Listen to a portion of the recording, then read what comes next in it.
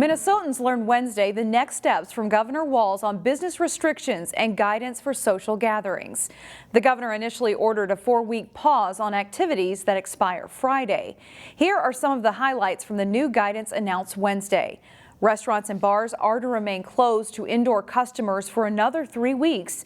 Gyms and fitness centers can reopen at 25% capacity, and youth sports teams can resume practices starting January 4th. Entertainment venues are also impacted by the governor's announcement.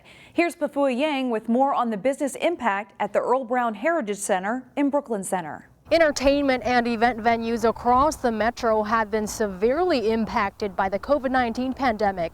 Earle Brown Heritage Center in Brooklyn Center says they had to lay off 95 workers. A lot of your brides and grooms have not been able to have their wedding that they were dreaming of, the event that they wanted for many years, and that they've took a lot of time planning. So they ended up they've had to cancel or push to another year.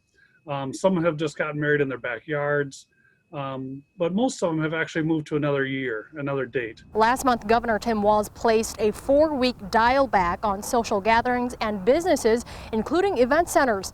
Those current restrictions are set to expire at the end of this week.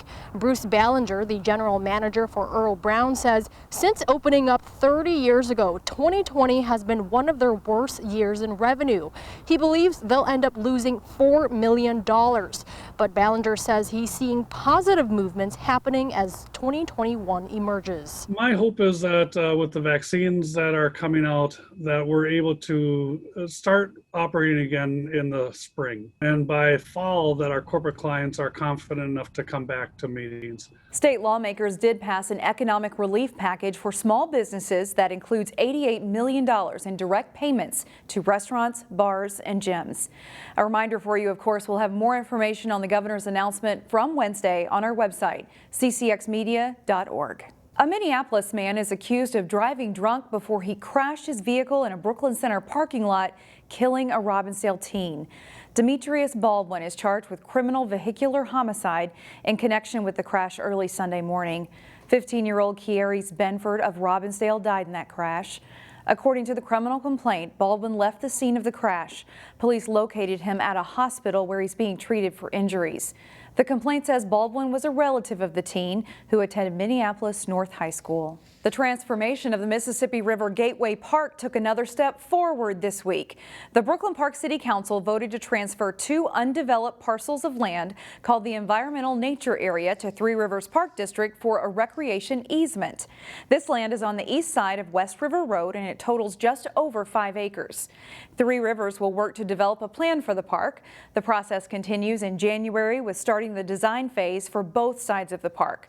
The park, however, isn't expected to be finished up until 2026. A Golden Valley nonprofit has come up with a unique way to teach young kids about COVID-19.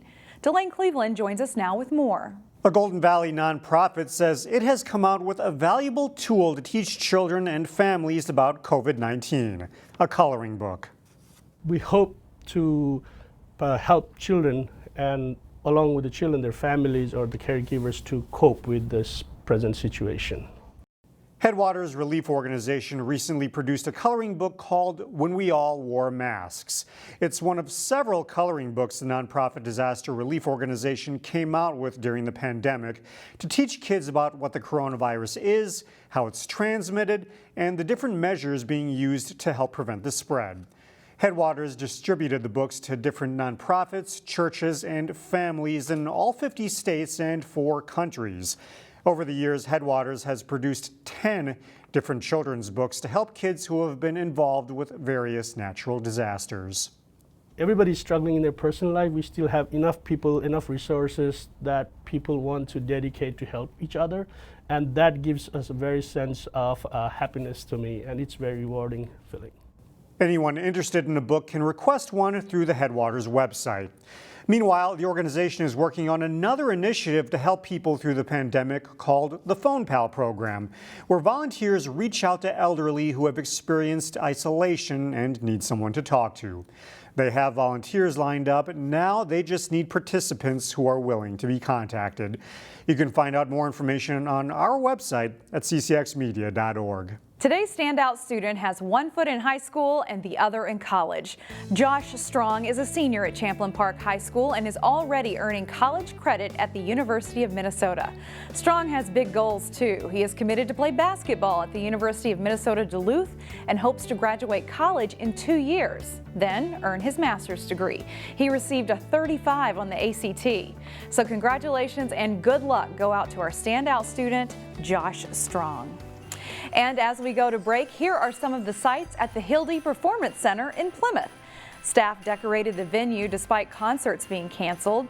Plymouth is currently compiling a list of residential light displays for people to enjoy, so let the city know by December 18th if you'd like to be on that list. We'll leave you now with more of the beauty from out at the Hilde.